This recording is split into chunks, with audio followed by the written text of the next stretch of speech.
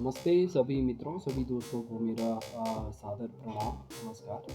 आज नवरात्रि का दूसरा दिन, इसमें मैं आपके सामने प्रस्तुत करने जा रहा हूँ, कुछ शेयर करने जा रहा हूँ, जो है प्रार्थना के उपलक्ष्य में।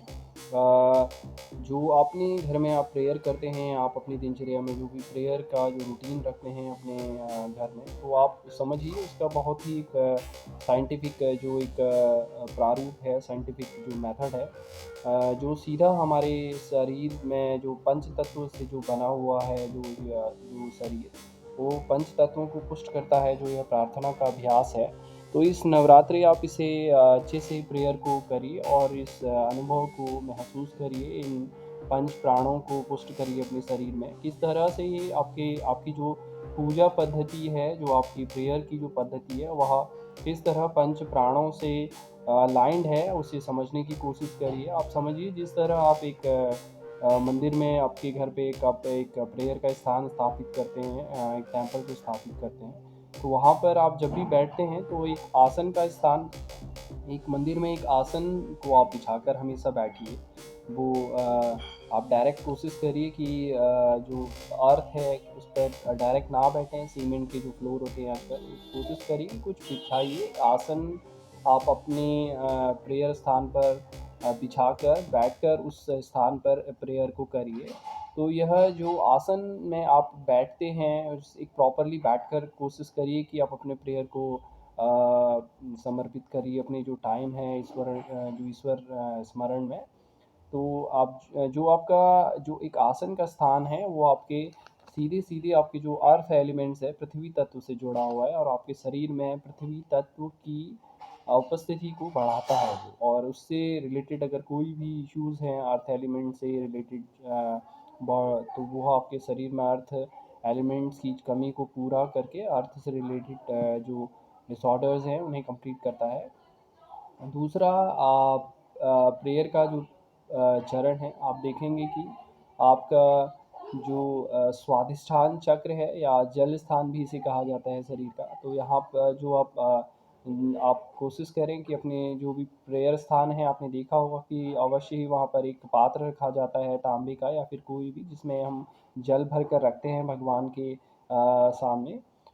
तो यह आपके शरीर में जल तत्व की जो का जो तत्व है उसे इम्प्रूव करता है, उससे संबंधित है। तो इन्हें आप जब भी प्रेयर का स्थान होता है वहाँ पर रखिए, उन्हें महसूस करिए, उन्हें आत्मिक मन से स्मरण करने की कोशिश करिए, ध्यान करने की कोशिश करिए उन सभी चीज़ों पर। तीसरा, इसी चरण में हम आते हैं जो अग्नि तत्व हमारे शरीर में है, जो हमारे स्टमक में अग्नि तत्व का निवास होता है। तो आप देखेंगे कि मंदिर में हम एक दिया जलाते हैं, बत्ती जलाते हैं, किसी भी सरसों के घी से या सरसों के तेल या घी का हम उपयोग करते हैं दिया जलाने के लिए, जो हमारे आसपास के एनवायरनमेंट को प्योर करता है। और आप देखेंगे तो ये कहीं न कहीं हमारे अंदरूनी, हमारे आत्मिक शरीर से रिलेटेड है, जो हमारे डाइजेस्टिव पावर, हमारे शरीर में अग्नि तत्व को बढ़ाकर अग्नि से रिलेटेड कोई भी जो प्रॉब्लम्स हैं, उन्हें रिज़ॉल्व करने में अ, यह अग्नि तत्व हमें हेल्प करता है। तो आप समझ लीजिए कि आपके मेटाबॉलिक रेट, डाइजेशन के सिस्टम को ठीक करता है जो अग्नि तत्व है। तो दिया जलाने का काफ़ी महत्वपूर्ण जो अ, महत्वपूर्ण एडवांटेज है जो दिया बत्ती हम करते हैं घर के अंदर। इसी चरण में नेक्स्ट आते हैं, तो ये आपका फिर अगला जो तत्व है शरीर पे, वायु तत्व, जो हमारे हृदय स्थान पर है। हृदय स्थान, तो यहाँ पर आप देखिए कि वायु स्थान के लिए हम कोशिश करते हैं कि कुछ अच्छी कोई हर्ब्स को जलाएँ हैं, कपूर, गुग्गुल, कोई अच्छा जो हर्बल प्रोडक्ट्स है, हर्बल धूप्स को जलाकर हम अपने एनवायरनमेंट को क्लीन करने की कोशिश करते हैं। और ये कहीं न कहीं हमारे जो जो रेस्पिरेटरी सिस्टम है उस पे इसका इम्पैक्ट रहता है। तो हमें शुद्ध वायु और कुछ हर्ब्स, सुगंधित वायु से हमारे शरीर में इसका एक अच्छा साइकोलॉजिकल इफ़ेक्ट रहता है। और ये कहीं न कहीं हमारे शरीर की वायु को शुद्ध करके हमारे शरीर में वायु तत्व को एनहांस करती है ये क्रिया, इस प्रेयर के इस पार्ट की क्रिया। इसी तरह आप देखेंगे कि जो हमारा गला है, हमारे नेक से लेकर सर तक का जो स्थान है, ये शरीर में आकाश तत्व का स्थान है। जिसको आप कहेंगे कि हमारा ब्रह्मांड तत्व या आकाश तत्व, तो गले से लेकर जिसमें विशुद्धि चक्र, आपका आज्ञा चक्र और आपका सहस्त्रार्थ चक्र, ये तीनों का स्थान है इस आकाश तत्व के स्थान पर। तो जब हम प्रेयर करते हैं तो कोशिश करते हैं कि अंत में कहीं न कहीं हम कुछ साउंड्स को प्रोड्यूस करने की कोशिश करते हैं, या हम घंटी बजाते हैं, या शंख को फूँकने की कोशिश करते हैं, शंख की ध्वनि को उत्पन्न करने की कोशिश करते हैं।